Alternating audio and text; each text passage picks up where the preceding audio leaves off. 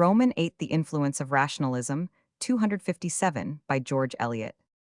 There is a valuable class of books on great subjects, which have something of the character and functions of good popular lecturing. They are not original, not subtle, not of close logical texture, not exquisite either in thought or style. But by virtue of these negatives, they are all the more fit to act on the average intelligence. They have enough of organizing purpose in them to make their facts illustrative, and to leave a distinct result in the mind, even when most of the facts are forgotten, and they have enough of vagueness and vacillation in their theory to win them ready acceptance from a mixed audience. The vagueness and vacillation are not devices of timidity, they are the honest result of the writer's own mental character, which adapts him to be the instructor and the favorite of the general reader. For the most part, the general reader of the present day does not exactly know what distance he goes. He only knows that he does not go too far of any remarkable thinker whose writings have excited controversy. He likes to have it said that his errors are to be deplored, leaving it not too certain what those errors are. He is fond of what may be called disembodied opinions that float in vapory phrases above all systems of thought or action. He likes an undefined Christianity, which opposes itself to nothing in particular, an undefined education of the people, an undefined amelioration of all things. In fact, he likes sound views, nothing extreme, but something between the excesses of the past and the excesses of the present. This modern type of the general reader may be known in conversation by the cordiality with which he assents to indistinct blurred statements. Say that black is black, he will shake his head, and hardly think it. Say that black is not so very black, he will reply exactly. P. 258. He has no hesitation, if you wish it, even to get up at a public meeting and express his conviction that at times, and within certain limits, the radii of a circle have a tendency to be equal. But on the other hand, he would urge that the spirit of geometry may be carried a little too far. His only bigotry is a bigotry against any clearly defined opinion, not in the least based on a scientific skepticism, but belonging to a lack of coherent thought, a spongy texture of mind that gravitates strongly to nothing. The one thing he is staunch for is the utmost liberty of private haziness. But precisely these characteristics of the general reader, rendering him incapable of assimilating ideas unless they are administered in a highly diluted form, make it a matter of rejoicing that there are clever, fair-minded men who will write books for him in very much above him in knowledge and ability, but not too remote from him in their habits of thinking, and who can thus prepare for him infusions of history and science that will leave some solidifying deposit and save him from a fatal softening of the intellectual skeleton. Among such serviceable writers, Mr. Lecky's History of the Rise and Influence of the Spirit of Rationalism in Europe entitles him to a high place. He has prepared himself for its production by an unusual amount of well-directed reading. He has chosen his facts and quotations with much judgment, and he gives proof of those important moral qualifications: impartiality, seriousness, and modesty.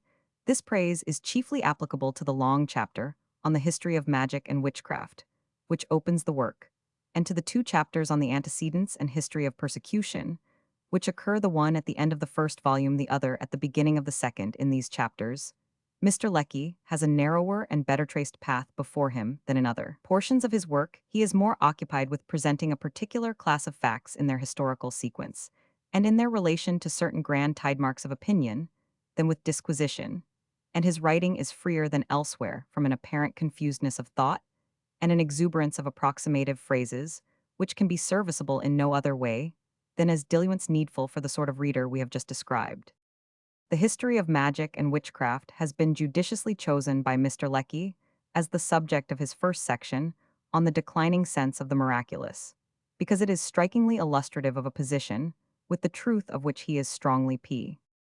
259, impressed, though he does not always treat of it with desirable clearness and precision, namely, that certain beliefs become obsolete not in consequence of direct arguments against them, but because of their incongruity with prevalent habits of thought. Here is his statement of the 2 classes of influences by which the mass of men in what is called civilized society get their beliefs gradually modified.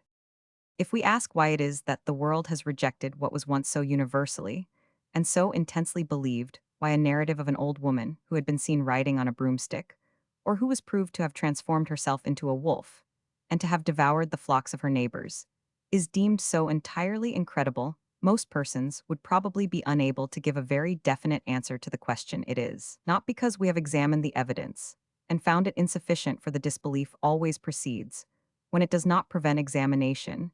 It is rather because the idea of absurdity is so strongly attached to such narratives that it is difficult even to consider them with gravity. Yet at one time, no such improbability was felt, and hundreds of persons have been burnt simply on the two grounds I have mentioned. When so complete a change takes place in public opinion, it may be ascribed to one or other of two causes.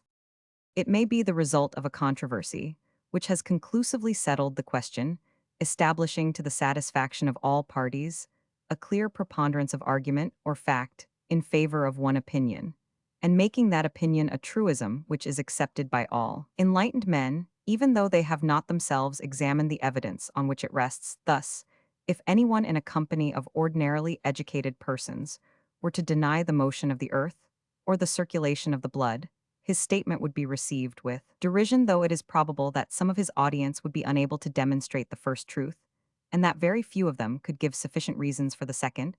They may not themselves be able to defend their position, but they are aware that at certain known periods of history controversies on those subjects took place, and that known writers then brought forward some definite arguments or experiments which were ultimately accepted by the whole learned world as rigid and conclusive demonstrations. It is possible also for as complete a change to be effected by what is called the spirit of the age, the general intellectual tendencies, pervading the literature of a century, profoundly modify the character of the public mind.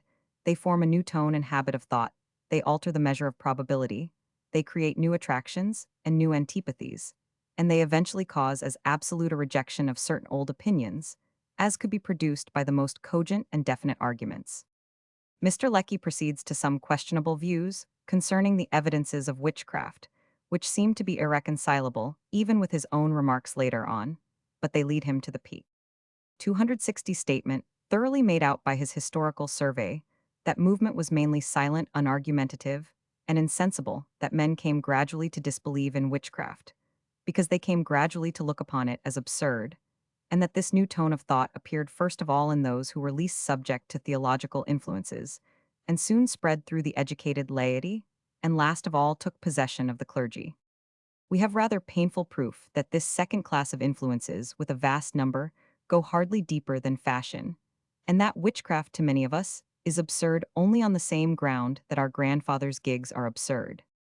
It is felt preposterous to think of spiritual agencies in connection with ragged beldames soaring on broomsticks, in an age when it is known that mediums of communication with the invisible world are usually unctuous personages, dressed in excellent broadcloth, who soar above the curtain poles without any broomstick, and who are not given to unprofitable intrigues. The enlightened imagination rejects the figure of a witch with her profile in dark relief against the moon, and her broomstick cutting a constellation, no undiscovered natural laws, no names of respectable witnesses, are invoked to make us feel our presumption in questioning the diabolic intimacies of that obsolete old woman, for it is known now that the undiscovered laws and the witnesses qualified by the payment of income tax are all in favor of a different conception. The image of a heavy gentleman in boots and black coat-tails, foreshortened against the cornice, yet no less a person than Sir Thomas Browne, once wrote that those who denied there were witches inasmuch as they thereby denied spirits also were obliquely and upon consequence a sort not of infidels, but of atheists at present doubtless in certain circles unbelievers in heavy gentlemen who float in the air by means of undiscovered laws, are also taxed with atheism illiberal, as it is not to admit that mere weakness of understanding may prevent one from seeing how that phenomenon is necessarily involved in the divine origin of things.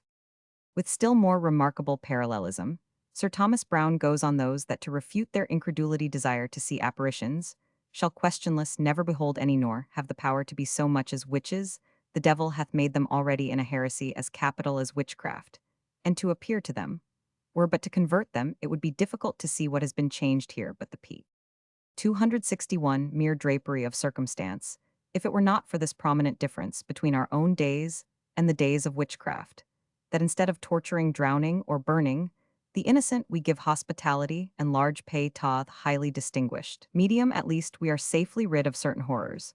But if the multitudith that farraginous concurrence of all conditions, tempers, sexes, and ages do, not roll back even to a superstition that carries cruelty in its train, it is not because they possess a cultivated reason, but because they are pressed upon and held up by what we may call an external reason sum of conditions, resulting from the laws of material growth from changes produced by great historical collisions, shattering the structures of ages, and making new highways for events and ideas, and from the activities of higher minds, no longer existing merely as opinions and teaching, but as institutions and organizations, with which the interests, the affections, and the habits of the multitude are inextricably interwoven, no undiscovered laws, accounting for small phenomena, going forward under drawing-room tables, are likely to affect the tremendous facts of the increase of population, the rejection of convicts by our colonies, the exhaustion of the soil, by cotton plantations, which urge even upon the foolish certain questions, certain claims, certain views concerning the scheme of the world that can never again be silenced, if right reason is a right representation of the coexistence and sequences of things. Here are coexistences and sequences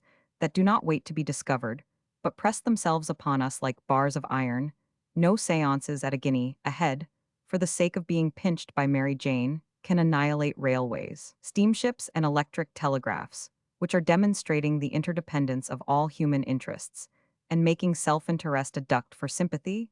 These things are part of the external reason to which internal silliness has inevitably to accommodate itself. 3 points in the history of magic and witchcraft are well brought out by Mr. Lecky. First, that the cruelties connected with it did not begin until men's minds had ceased to repose implicitly in a sacramental system, which made them feel well armed against evil spirits, that is, until the 11th century, when there came a sort of morning dream of doubt and heresy, bringing on the one side the terror of timid consciences, and on the other the terrorism of authority or zeal, bent on checking the rising struggle in that time of comparative mental repose, says Mr. Lecky. p. 262, all those conceptions of diabolical presence, all that predisposition toward the miraculous, which acted so fearfully upon the imaginations of the 15th and 16th centuries, existed, but the implicit faith, the boundless and triumphant credulity, with which the virtue of ecclesiastical rites was accepted, rendered them comparatively innocuous. If men had been a little less superstitious, the effects of their superstition would have been much more terrible. It was firmly believed that anyone who deviated from the strict line of orthodoxy must soon succumb beneath the power of Satan, but as there was no spirit of rebellion or doubt, this persuasion did not produce any extraordinary terrorism. The Church was disposed to confound heretical opinion with sorcery. False doctrine was especially the devil's work, and it was a ready conclusion that a denier or innovator had held consultation with the father of lies. It is a saying of a zealous Catholic in the 16th century, quoted by Maury in his excellent work De la Magie Crescit, cum magia hresis cum hresi magia. Even those who doubted were terrified at their doubts, for trust is more easily undermined than terror. Fear is earlier born than hope, lays a stronger grasp on man's system than any other passion, and remains master of a larger group of involuntary actions. A chief aspect of man's moral development is the slow subduing of fear by the gradual growth of intelligence, and its suppression as a motive by the presence of impulses less animally selfish, so that in relation to invisible power fear at last ceases to exist save in that interfusion with higher faculties, which we call awe. Secondly, Mr. Lecky shows clearly that dogmatic Protestantism, holding the vivid belief in satanic agency to be an essential of piety, would have felt it shame to be a whit behind Catholicism in severity against the devil's servants. Luther's sentiment was that he would not suffer a witch to live. He was not much more merciful to Jews, and in spite of his fondness for children, believing a certain child to have been begotten by the devil, he recommended the parents to throw it into the river. The torch must be turned on the worst errors of heroic minds, not in irreverent ingratitude, but for the sake of measuring our vast and various debt to all the influences which have concurred in the intervening ages to make us recognize as detestable errors the honest convictions of men who, in mere individual capacity and moral force, were very much above us. Again, the Scotch Puritans, during the comparatively short period of their ascendancy, surpassed all Christians before them in the elaborate ingenuity of the p. 263 tortures they applied for the discovery of witchcraft and sorcery, and did their utmost to prove that if Scotch Calvinism was the true religion, the chief note of the true religion was cruelty. It is hardly an endurable task to read the story of their doings, thoroughly to imagine them, as a past reality, is already a sort of torture. One detail is enough, and it is a comparatively mild one. It was the regular profession of men called prickers to thrust long pins into the body of a suspected witch, in order to detect the insensible spot, which was the infallible sign of her guilt on a superficial view. One would be in danger of saying that the main difference between the teachers who sanctioned these things and the much despised ancestors who offered human victims inside a huge wicker idol was that they arrived at a more elaborate barbarity by a longer series of dependent propositions. We do not share Mr. Buckle's opinion that a Scotch minister's groans were a part of his deliberate plan for keeping the people in a state of terrified subjection.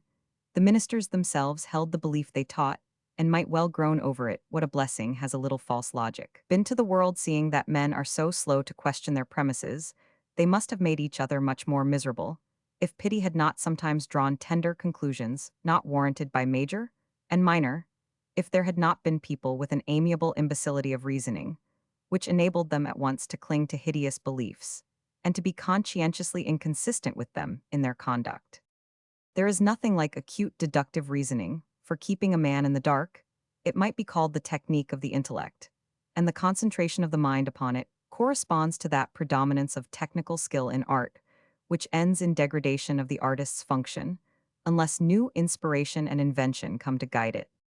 And of this there is some good illustration furnished by that third node, in the history of witchcraft, the beginning of its end, which is treated in an interesting manner by Mr. Lecky. It is worth noticing that the most important defenses of the belief in witchcraft against the growing skepticism in the latter part of the 16th century, and in the 17th, were the productions of men who in some departments were among the foremost thinkers of their time. One of them was Jean Bodin, the famous writer on government and jurisprudence, whose Republic Hallam thinks had an important influence in England and furnished a store of arguments and examples p. 264 that were not lost on the thoughtful minds of our countrymen in some of his views. He was original and bold, for example. He anticipated Montesquieu in attempting to appreciate the relations of government and climate. Hallam inclines to the opinion that he was a Jew and attached divine authority only to the Old Testament. But this was enough to furnish him with chief data for the existence of witches and for their capital punishment. And in the account of his Republic given by Hallam, there is enough evidence that the sagacity which often enabled him to make fine use of his learning was also often entangled in it to temper our surprise at finding a writer on political science, of whom it could be said that, along with Montesquieu, he was the most philosophical of those who had read, so deeply the most learned of those who had thought so much in the van of the forlorn hope, to maintain the reality of witchcraft. It should be said that he was equally confident of the unreality of the Copernican hypothesis, on the ground that it was contrary to the tenets of the theologians and philosophers, and to common sense, and therefore subversive of the foundations of every science of his work on witchcraft. Mr. Lecky says, the Demonomany des Sorciers is chiefly an appeal to authority, which the author deemed on this subject so unanimous and so conclusive that it was scarcely possible for any sane man to resist it. He appealed to the popular belief in all countries, in all ages, and in all religions. He cited the opinions of an immense multitude of the greatest writers of pagan antiquity, and of the most illustrious of the fathers. He showed how the laws of all nations recognized the existence of witchcraft, and he collected hundreds of cases which had been investigated before the tribunals of his own or of other countries. He relates with the most minute and circumstantial detail, and with the most unfaltering confidence, all the proceedings at the witches' Sabbath, the methods which the witches employed in transporting themselves through the air, their transformations, their carnal intercourse with the devil, their various means of injuring their enemies, the signs that lead to their detection, their confessions when condemned, and their demeanor at the stake. Something must be allowed for a lawyer's affection toward a belief which had furnished so many cases. Bodin's work had been immediately prompted by the treatise De Prestigiis Denianum, written by John Weir, a German physician, a treatise which is worth notice as an example of a transitional form of opinion, for which many analogies may be found in the history, both of religion and science. Weir p. 265 believed in demons and in possession by demons, but his practice as a physician had convinced him that the so-called witches were patients and victims, that the devil took advantage of their diseased condition to delude them, and that there was no consent of an evil will on the part of the women. He argued that the word in Leviticus translated witch meant poisoner, and besought the princes of Europe to hinder the further spilling of innocent blood. These heresies of Weir threw Baden into such a state of amazed indignation that if he had been an ancient Jew instead of a modern economical one, he would have rent his garments. No one had ever heard of pardon being accorded to sorcerers, and probably the reason why Charles Roman IX died young was because he had pardoned the sorcerer trios at Chelles. We must remember that this was in 1581, when the great scientific movement of the Renaissance had hardly begun, when Galileo was a youth of 17 and Kepler a boy of 10. But directly afterward, on the other side, came Montaigne, whose skeptical acuteness could arrive at negatives without any apparatus of method.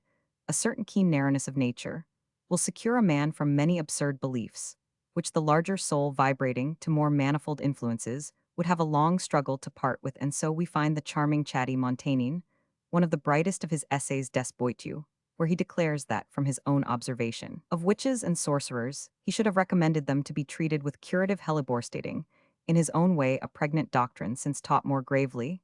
It seems to him much less of a prodigy that men should lie, or that their imaginations should deceive them, than that a human body should be carried through the air on a broomstick, or up a chimney, by some unknown spirit. He thinks it a sad business to persuade oneself that the test of truth lies in the multitude of believers in une pros, ou les falses surpassantes de tant, less sages en nombre ordinarily.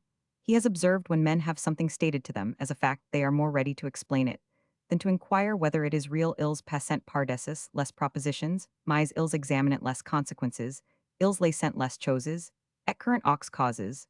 There is a sort of strong and generous ignorance which is as honorable and courageous as science, ignorance pour laquelle concevoir il, en n'y a pas moins de science, quoi concevoir la science, and a propos of the immense traditional evidence, which weighed p. 266, with such men as Baden, he says, as for the proofs and arguments founded on experience and facts, I do not pretend to unravel these. What end of a thread is there to lay hold of? I often cut them, as Alexander did his not apre tout cest. Metter says, conjectures a bien haut prix qued den faire cuire, unham tout diff. Writing like this, when it finds eager readers, is a sign that the weather is changing. Yet much later, namely, after 1665, when the Royal Society had been founded, our own Glanville, the author of the Sepsis Scientifica, a work that was a remarkable advance toward the true definition of the limits of inquiry, and that won him his election as Fellow of the Society, published an energetic vindication of the belief in witchcraft, of which Mr. Lecky gives the following sketch. The Saggissimus Triumphatus, which is probably the ablest book ever published in defense of the superstition, opens with a striking picture of the rapid progress of the skepticism in England. Everywhere a disbelief in witchcraft was becoming fashionable in the upper classes, but it was a disbelief that arose entirely from a strong sense of its antecedent improbability. All who were opposed to the orthodox faith united in discrediting witchcraft. They laughed at it as palpably absurd, as involving the most grotesque and ludicrous conceptions, as so essentially incredible that it would be a waste of time to examine it. This spirit had arisen since the Restoration, although the laws were still in force, and although little or no direct reasoning had been brought to bear upon the subject in order to combat it. Glanville proceeded to examine the general question of the credibility of the miraculous. He saw that the reason why witchcraft was ridiculed was because it was a phase of the miraculous and the work of the devil, that the skepticism was chiefly due to those who disbelieved in miracles and the devil, and that the instances of witchcraft or possession in the Bible were invariably placed on a level with those that were tried in the law courts of England, that the evidence of the belief was overwhelming. He firmly believed, and this indeed was scarcely disputed, but until the sense of a priori improbability was removed, no possible accumulation of facts would cause men to believe it to that task. He accordingly addressed himself, anticipating the idea, and almost the words of modern controversialists. He urged that there was such a thing as a credulity of unbelief, and that those who believed so strange a concurrence of delusions, as was necessary on the supposition of the unreality of witchcraft, were far more credulous than those who accepted the belief. He made his very skepticism his principal weapon, and analyzing with much acuteness the a priori objections, he showed that they rested upon an unwarrantable confidence in our knowledge of the laws of the spirit world, that they implied the existence of some strict analogy between the faculties of men and of spirits, and that as such analogy most probably did not exist. No reasoning, based on the p. 267 supposition, could dispense men from examining the evidence. He concluded with a large collection of cases, the evidence of which was, as he thought, incontestable.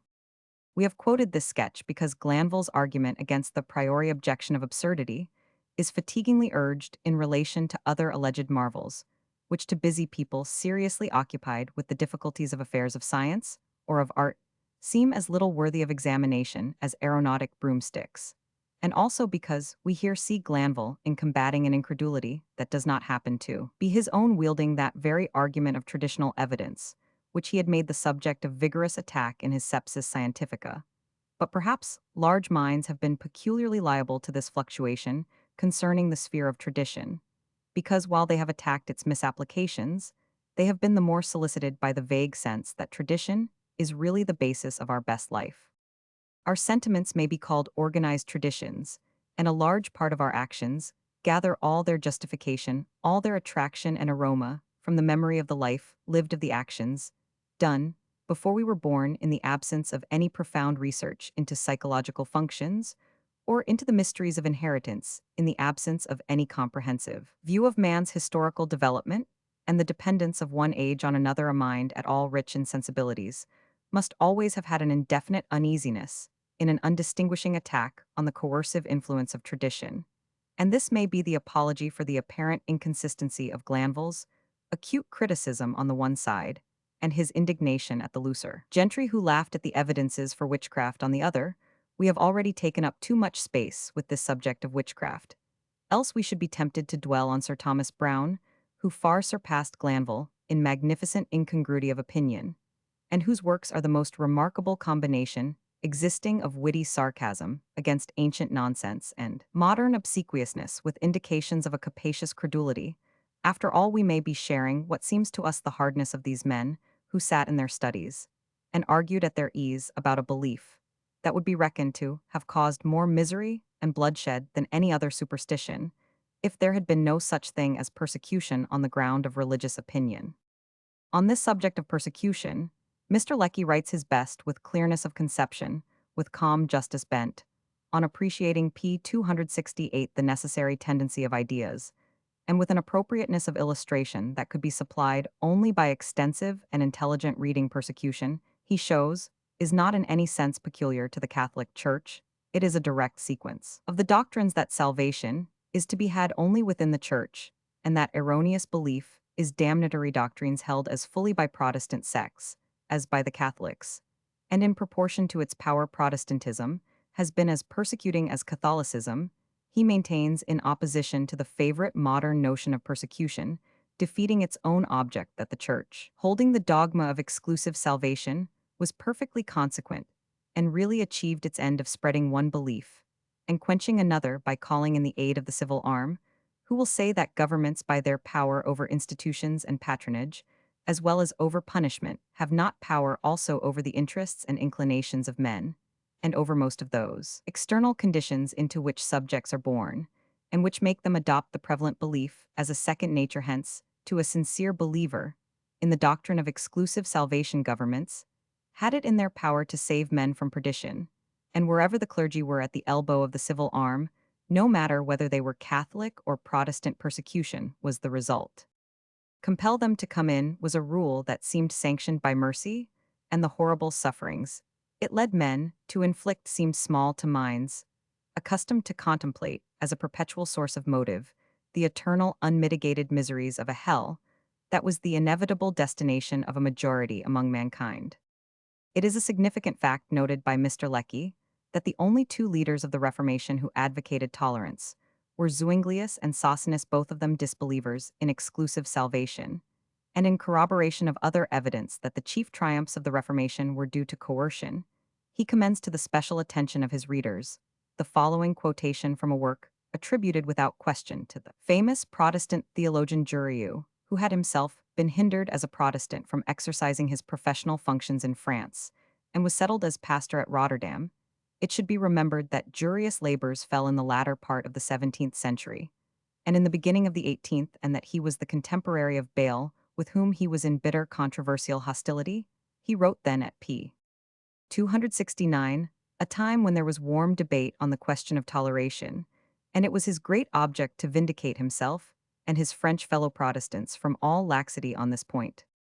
Put on near quellapanganismi est, Tom dans le monde par l'autorité, des empereurs Romans on pute assure sans temerite, quella paganisme miserit encore debaut, et quell'esto quartz de l'Europe serient encore paeans, si Constantin, et ses successors navient employ l'autorite, pour l'abolir mais jivus pride de quels voix decest. Il servi dans ces derniers siècles pour rétablir la véritable religion, dans l'Occident les rois de Suède ceux de Danemark, ceux d'Angleterre les magistrats souverains de Suisse, des pays bas des villes livres de l'Allemagne, les princes électeurs et autres princes souverains de l'Empire not ils, pas employ leur autorite pour abatter le papisme.